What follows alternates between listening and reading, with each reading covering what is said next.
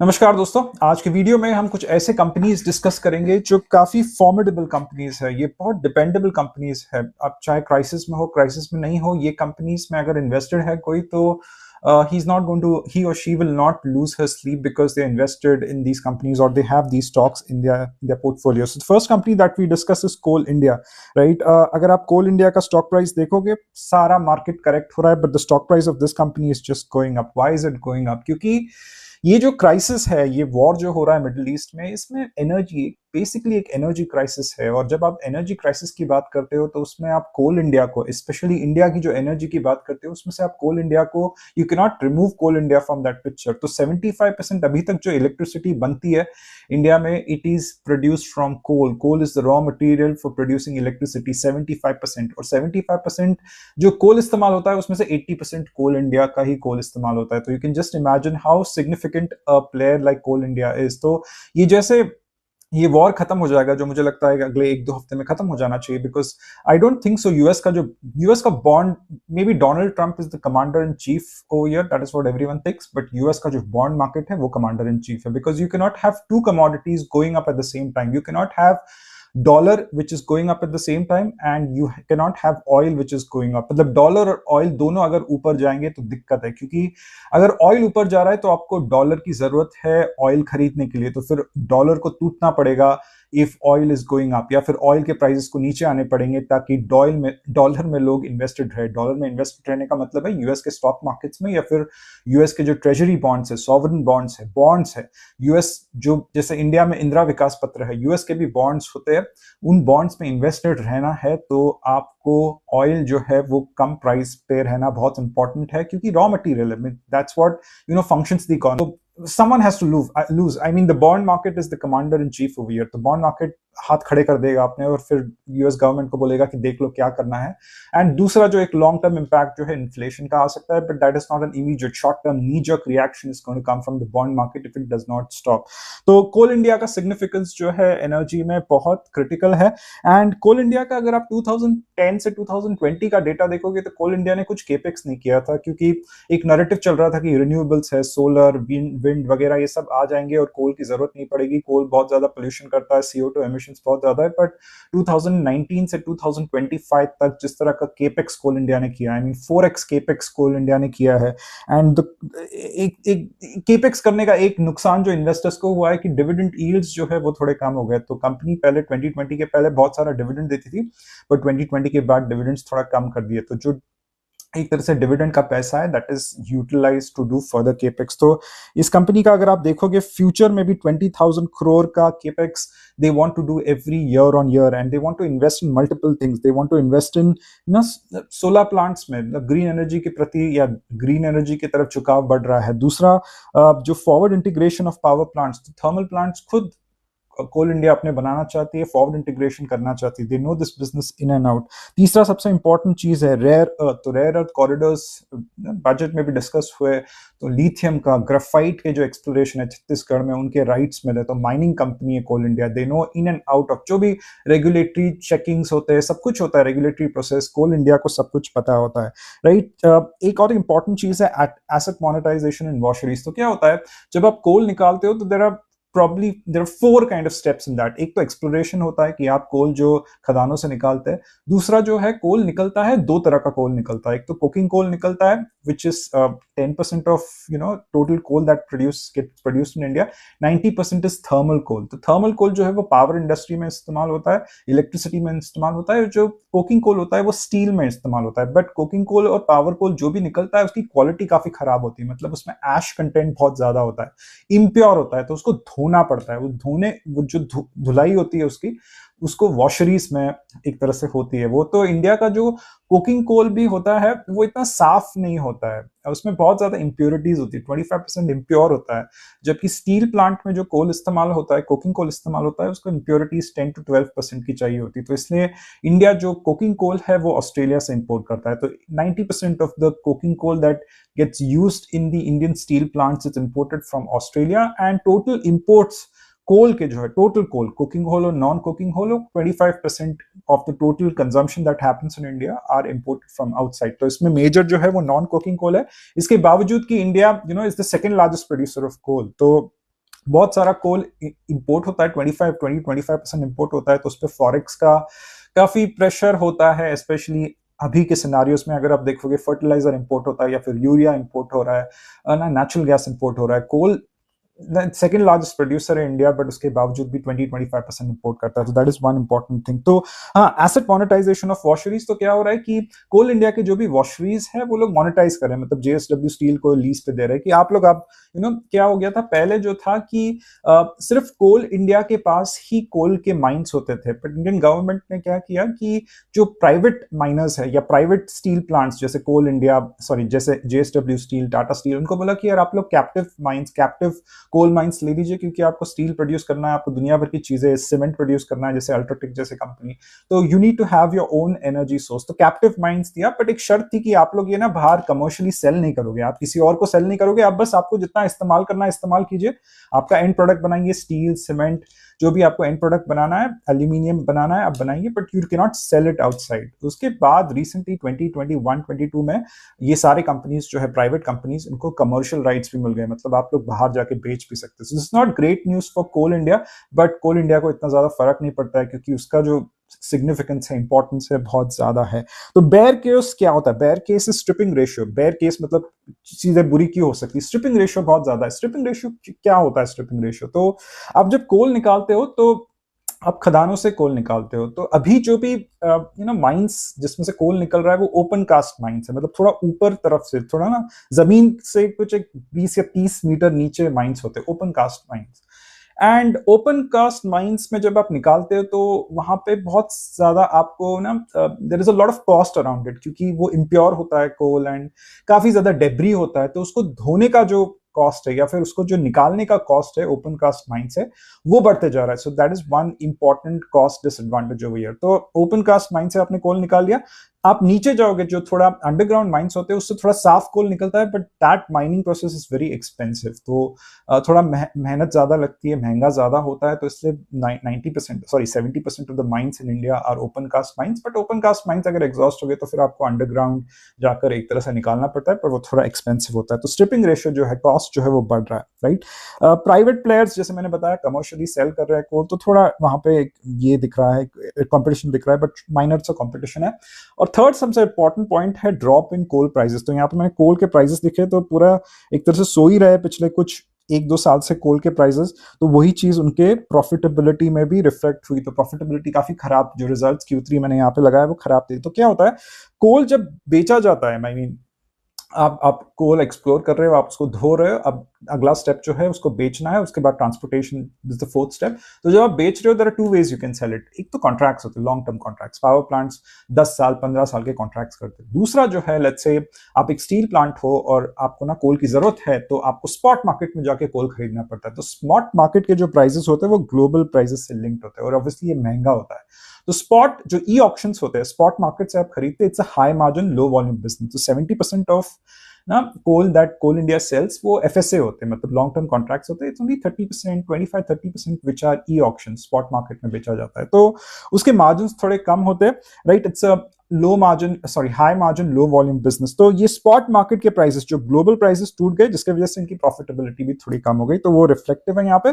और दूसरा the fact that this is a PSU company, इनमें थोड़ा मैन पावर ज्यादा होता है, तो manpower cost kind of weighed in on the profitability. पर इसके बावजूद भी अगर आप देखोगे, स्टॉक प्राइस इस कंपनी का काफी ऊपर ही जा रहा है, डिविडेंड भी ठीक ठाक देती है, ऑपरेटिंग प्रॉफिट मार्जिन 30% ऑड है, राइट। अर्निंग्स यील्ड 15 है, पी जो है 10 है। और जिस तरह एनर्जी का सिग्निफिकेंस पड़ा है, जो एनर्जी गैप्स है इंडिया के पूरे इकोसिस्टम में, वो इस वॉर ने पूरा एक तरह से फोर में ला दिया है। तो ये कंपनी जो है, ये तो काफी स्ट्रॉन्ग कंपनी है। The next company is Titan.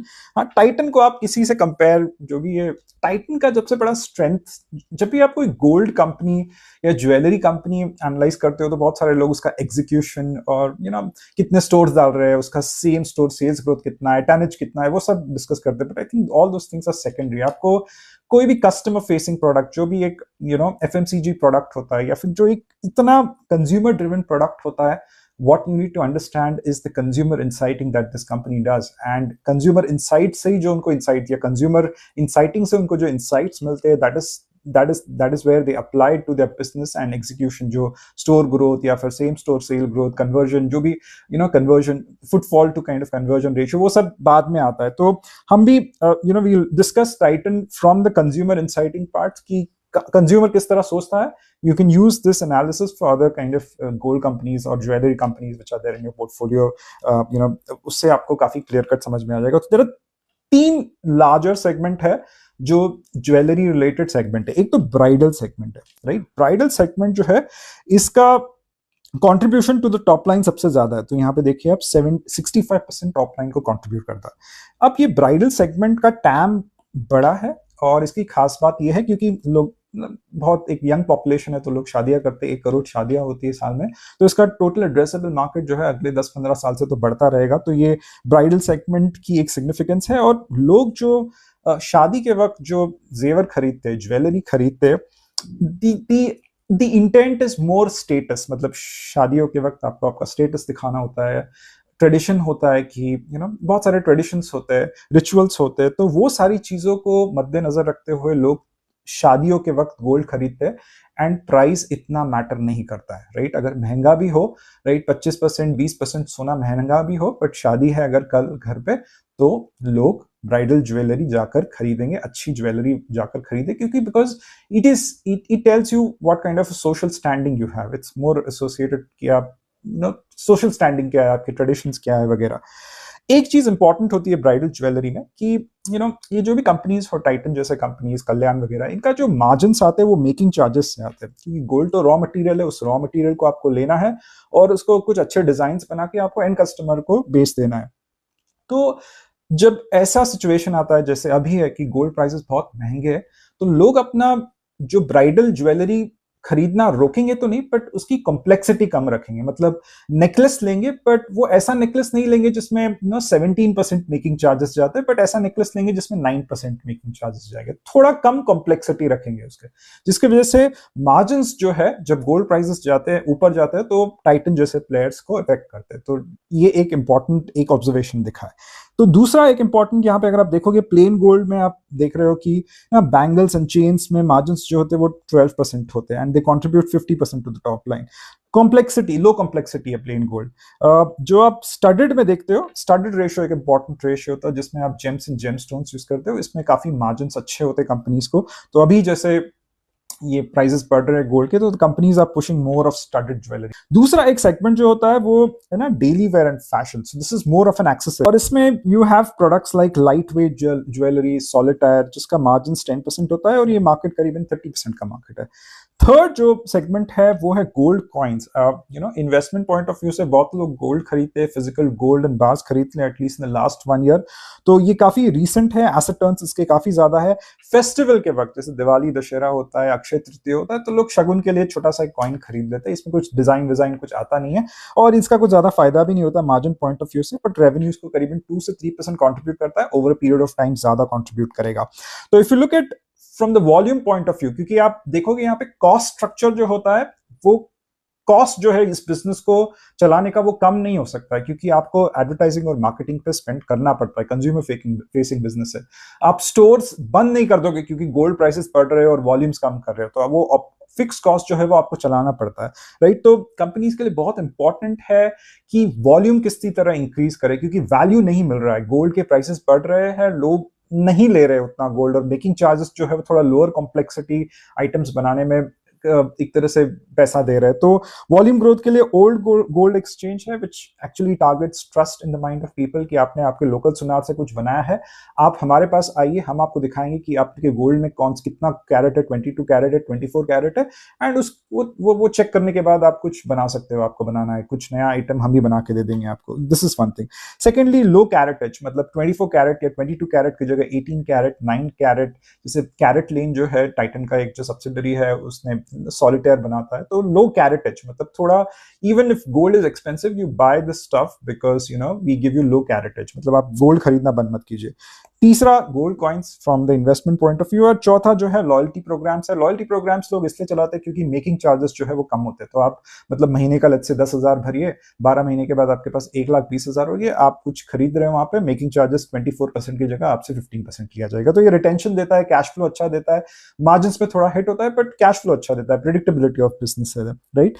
Growth में the companies are trying to sell a lot of started ratio. कुछ कंपनी सक्सेसफुल है, कुछ कंपनी सक्सेसफुल नहीं है। Titan is successful in that. And other thing is एच&आई। So जिसको फर्क नहीं पड़ता गोल्ड प्राइसेस बढ़ रहे या कम हो रहे, उनको बेचो जाके, तो वो लोग खरीदेंगे। तो gold prices have been going up, so is Titan stock. थोड़ा करेक्शन दिखा है पिछले एक आध हफ्ते में। इनका रिजल्ट वगैरह काफी स्ट्रॉन्ग था, आरओई आरओसी, मतलब मुझे कुछ बोलने की जरूरत नहीं है। Titan is a very strong company, crisis हो नहीं हो, you need to have such stocks in your portfolio. Large cap, small cap, फर्क नहीं पड़ता है, right? Now there are two banks that we are going to discuss. एक है South Indian Bank and the other is RBL Bank. So this is a mid cap company, 18,000. ये भी थोड़ा mid cap, ये 10,000 करोड़ का market capitalization है। तो ये कंपनीज दोनों बहुत कॉन्ट्रास्टिंग कंपनीज है। आप देखोगे दोनों के स्टॉक प्राइसेस काफी ऊपर जा चुके हैं। आरबीएल का थोड़ा फ्लैटिश हुआ है। थोड़ा कॉन्ट्रास्टिंग कंपनीज है, मैं समझा देता हूँ कि इनको किस तरह एनालाइज करना है, राइट। तो if you look at the net interest margin for South Indian Bank, ये 2.86% है, और आरबीएल का डबल है ऑलमोस्ट, राइट, 4.6% है। आरबीएल का डबल इसलिए है क्योंकि आरबीएल का जो लोन बुक है वो अनसिक्योर्ड रिटेल लोन बुक है। तो personal loans, credit card loans RBL बहुत ज्यादा देता है, तो इसका जो निम जो है वो ज्यादा है। अगर आप ब्लेंडेड यील्ड भी देखोगे, मतलब जिस इंटरेस्ट पे लोन दिया जाता है, आरबीएल का 13.2 है और इसका 8 तक रहेगा, या फिर इसका 8 है, right. The blended yield eight which south Indian bank kind of gives out loan, इनका 8 है। मैंने यहाँ पे मेंशन नहीं किया बट 8.5 है। तो साउथ इंडियन बैंक जो है this is more of a wholesale lender, जो बड़े बड़े कॉर्पोरेट्स होते हैं उनको लेंड करता है, right. So this is one thing. Second thing is loan book growth. दोनों का ऑलमोस्ट सेम है। जो क्रेडिट ग्रोथ है साउथ इंडियन बैंक का वो 11% है and they have guided for 12% credit growth. RBL bank भी 14% क्रेडिट ग्रोथ दे रहा है एंड 14-15% का क्रेडिट ग्रोथ वो गाइड कर रहा है। तो करंट जो क्रेडिट ग्रोथ है बैंकिंग में 12 to 14% का है। प्रॉब्लम क्रेडिट ग्रोथ पे नहीं है, प्रॉब्लम डिपॉजिट ग्रोथ पे। तो अगर आप देखोगे कि if you want to invest in banks right now, you have to look at banks which have a very strong liability profile। तो एक तरह से डिपॉजिट वॉर्स हो रहे हैं बैंक्स में कि कौन सबसे कम से कम रेट पे ना डिपॉजिट्स लेके आ सकता है। तो look at the deposit rate. तो deposit rate for RBL is 12%, इसका भी 12% है, बट यहाँ पे बहुत डिफरेंस है। इसका कॉस्ट ऑफ डिपॉजिट आरबीएल का महंगा है, 6.2% है, जबकि ये काफी सस्ता है, 5.6। साउथ इंडियन बैंक का कॉस्ट ऑफ डिपॉजिट सस्ता है क्योंकि जो ग्रैन्युलर डिपॉजिट होते हैं, जो रिटेल डिपॉजिट होते हैं, retail deposit is less than 3 CR। जो फिक्स डिपॉजिट 3 करोड़ से नीचे का होता है उसको लेस देन, उसको रिटेल डिपॉजिट बोलते हैं। वो काफी अच्छे तरीके से ग्रो कर रहा है इस कंपनी में। कासा भी ग्रो कर रहा है। CASA is growing at 14%, which is outpacing retail deposit, which is outpacing bulk. तो बल्क डिपॉजिट होता है ना, उसमें स्टिकीनेस नहीं होता। 3 करोड़ से ज्यादा का डिपॉजिट होता है, बट कब मूड में आएगा वो एच&आई, अल्ट्रा एच&आई वो निकाल लेगा, कहीं उसको ज्यादा रेट ऑफ इंटरेस्ट मिल रहा है तो वो एक झटके में 7 करोड़, 10 करोड़, 12 करोड़ एक तरह से बैंक से निकाल लेगा और प्रॉब्लम होता है बैंक को। तो साउथ इंडियन बैंक बहुत जुडिशियसली अपने जो कॉर्पोरेट डिपॉजिट्स है वो कम कर रही है और रिटेल डिपॉजिट्स बढ़ा रही है। सो लाइबिलिटी साइड पे साउथ इंडियन बैंक बहुत बहुत स्ट्रांग है एज कंपेयर टू आरबीएल। तो इसके जो है 6.2 कॉस्ट ऑफ डिपॉजिट, इसलिए क्योंकि ना इनके बल्क डिपॉजिट ज्यादा है और कासा जो है वो डी ग्रो कर रहे हैं। रिटेल डिपॉजिट्स बढ़ रहे हैं बट कासा कम हो रहा है। So growth point of view से ये कंपनीज जो है, तो लाइबिलिटी पॉइंट ऑफ व्यू से obviously south Indian bank is a clear cut winner. Growth point of view से अगर आप देखोगे दोनों कंपनीज जो है वो ना मिडिल लेयर सेगमेंट्स को लोन दे रहे हो। तो आपका जो सबसे नीचे, अगर आप पिरामिड बनाओगे तो सबसे नीचे रिटेल लोन्स होते हैं जो थोड़े रिस्की होते हैं, अनसिक्योर्ड होते हैं, एमएफआईज को, क्रेडिट कार्ड्स को, पर्सनल लोन्स को। तो आरबीएल ने काफी ज्यादा एमएफआईज को लोन्स दिए हैं, तो थोड़ा वो साइकिल बॉटम आउट हो रहा है, तो एमएफआईज को कम लोन देना चाहते हैं। इनके क्रेडिट कॉस्ट भी थोड़ा ज्यादा है because of the credit card loans. तो बेसिकली बैंक जो है, आरबीएल जो है, इसका झुकाव रिटेल के प्रति ज्यादा है। 60% of the business comes from retail. South Indian का झुकाव जो है होलसेल लेंडिंग के प्रति ज्यादा है। तो 60% of the business comes from wholesale lending, right, मतलब कॉर्पोरेट लोन्स देते हैं या फिर एसएमईज, एमएसएमईज को देते हैं। तो ये दोनों बैंक्स जो है they are trying middle segment right now. तो जो रिटेल है उनको थोड़ा कम प्रायोरिटाइज कर रहे हैं। बीच का जो सेगमेंट है जैसे एसएमई, एमएसएमई ना माइक्रो लैप तो चलो एनबीएफसीज देते हैं, जो you have these lap loans, loan against property, जो सिक्योर्ड लेंडिंग है और इस पे यील्ड्स भी अच्छे मिलते हैं। This is the segment which these two companies, तो यहाँ पे भी अगर आप देखोगे ये होम लोन्स को टारगेट कर रहा है आरबीएल बैंक, लैप्स को टारगेट कर रहा है, कमर्शियल लोन्स एसएमई एमएसएमईज जो है मिड साइज कॉर्पोरेट को, and this company south Indian bank MSME और लैप को टारगेट कर रहा है। तो कहीं ना कहीं एक स्वीट स्पॉट ढूंढने की कोशिश करें कि आप कॉर्पोरेट को मत दो क्योंकि वहां पे यील्ड अच्छे नहीं मिलते हैं, राइट, और लोन्स के जो साइजेस होते हैं वो काफी बड़े होते हैं, टेन्योर ऑफ लोन भी करीबन 7 to 9 years होता है इन सम केसेस, तो वहां पे मत जाओ। आप एसएमई एमएसएमई को दो, लैप को दो, लैप को करीबन 2 साल आप लोन दे सकते हो, 2 साल का टेन्योर होता है, एसएमई को आप करीबन 5 साल का टेन्योर का लोन दे सकते हो। तो ये दोनों कंपनी की स्ट्रैटेजी है। साउथ इंडियन बैंक का सबसे स्ट्रेंथ जो अभी तक का है वो गोल्ड लोन्स को उन्होंने काफी अच्छा किया है, काफी अच्छा काम किया है। तो 20% अभी तक उनका जो पोर्टफोलियो गोल्ड लोन का है काफी स्टेबल है गोल्ड लोन्स, तो गोल्ड लोन्स में साउथ इंडियन बैंक ने काफी अच्छा काम किया है। एंड आरबीएल का जो अभी तक जो स्ट्रेंथ रहा है वो एक तरह से क्रेडिट कार्ड जो लोन्स देते हैं उसमें रहा है। तो both the companies are good companies. ये रिटेल साइड पे है, वो कॉर्पोरेट साइड पे है। नंबर्स जो है साउथ इंडियन के अगर आप देखोगे ROE 14% है, क्रॉस टू डिपॉजिट या फिर credit to deposit ratio CD ratio 82% है, कम है, which is a good thing. यहाँ पे 86 है, इसका ROE 5 है। But this bank RBL as well as South Indian decent banks, I mean asset quality पे भी अगर आप देखोगे both the banks have been performing well on asset quality and OPEX as well। तो this was a brief about RBL and South Indian। आपको हर वक्त देखना होता है कि margin expansion जो है, because 70% 60 to 70% of operating profit जो आता है वो मार्जिन एक्सपेंशन से आता है, सेल्स ग्रोथ से नहीं आता या फिर लोन बुक ग्रोथ से नहीं आता। 70% 60 to 70% come from margin expansion, and margin expansion का अच्छा चांस जो दिख रहा है ये दोनों कंपनीज में दिख रहा है। बट साउथ इंडियन बैंक में थोड़ा ज्यादा मार्जिन एक्सपेंशन, निम जो है 2.86 से 3.1 जाते हुए दिख रहा है। आरबीएल का भी अच्छा है, निम 4.6 है, अभी उनका 4.75 का गाइडेंस दिया है। बट तो डिपॉजिट पॉइंट ऑफ व्यू से साउथ इंडियन मुझे ठीक लग रहा है, ग्रोथ पॉइंट ऑफ व्यू से दोनों कंपनीज ठीक है। तो this was a brief about these two banks. There is a lot of research that I do at my personal end, जो मैं अपने मेंबरशिप चैनल पे शेयर करता हूँ। If you interest to know the research and to understand how I use that research to construct my portfolio, please take the membership for a month and check it out for yourself. Thank you very much for